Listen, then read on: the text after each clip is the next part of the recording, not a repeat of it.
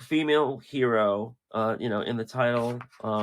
It's a character. This is Paul Gulacy of Master Kung Fu fame, Yeah. working for Eclipse. So he's working here without, too much, boundaries and oversight and a lot of freedom. Real interesting kind of like period piece. He's the montage expert here. Got these, interesting layouts where things are melting into each That other. is. Oh, he Never is so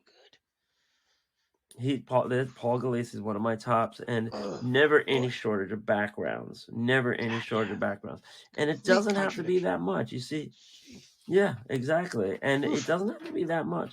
So here we have a female antagonist, um, and he's got this great style. He's got great light and shadow, a lot of dark areas here, a lot of balance.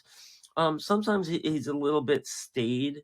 Sometimes he's a little bit like I want to say not fluid, but he's one of my great. He's very realistic, great anatomy, great storyteller. He carried the Master Kung Fu series for probably the better part of a decade. I want to say like a good 5-year run at least. And so this is his character. This looks like some Nazi stuff, and you're bouncing around a timeline. You have Chuck Dixon, which is a really marquee name writer. So very interesting miniseries. This is issue 3 of 3 that I got one of, and I'll probably be trying to get. I always try to get anything I can from Paul Gulacy.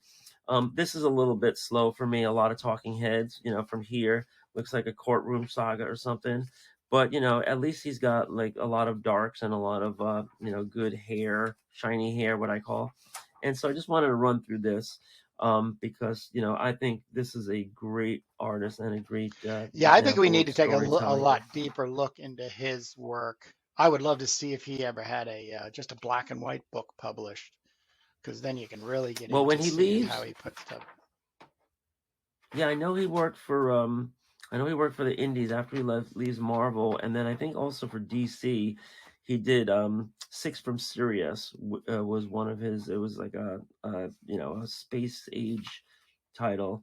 Here's some pinups with the swastika to my enemies in America, Valkyrie. So Valkyrie, I guess, is a German bad guy, and here's Bo Hampton pinup, I and think she's that pretty attributed much to Airboy. I'm pretty sure she's right. a part of the Airboy thing, and this is a public domain Yes. character. And yeah, there's some good stuff in there. That's why I like to deep dive into this a little bit better.